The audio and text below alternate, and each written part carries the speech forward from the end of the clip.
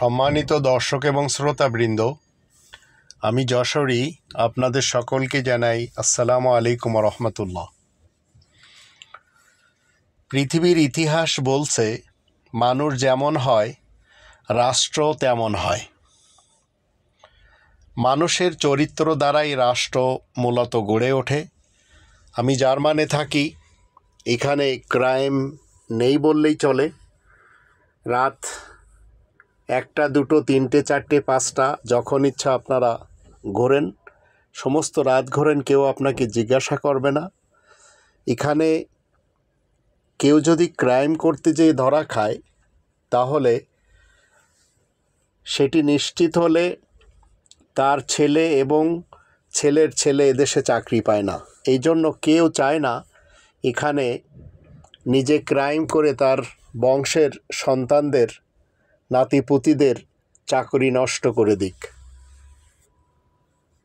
এখন আমরা আমাদের দেশটি যদি নতুনভাবে গড়ে না নিতে পারি, 2024 সালের 5 আগস্ট আমরা স্বাধীন বাংলাদেশ পেলাম। 1971 থেকে 2024 সালের 4 আগস্ট পর্যন্ত আমরা ছিলাম ভারতের পেটে। আর যারা আমাদের উপরে রাজত্ব করেছিল তারা সবাই লুটে পুটে নিজ দেশে কেউ বসে খায় আর অধিকরা চলে গেছে ভিন দেশে, যার জন্য এখন এই নতুন বাংলাদেশের 18 কোটি মানুষের উপরে মাথা প্রতি জন প্রতি আমাদের 1.5 লক্ষ টাকা ঋণ রয়েছে।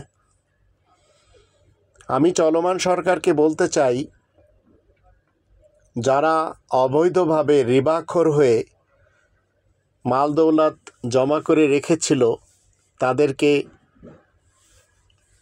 আইনের আওতায় এনে এবং যারা ভিন দেশে চলে গেছে তাদের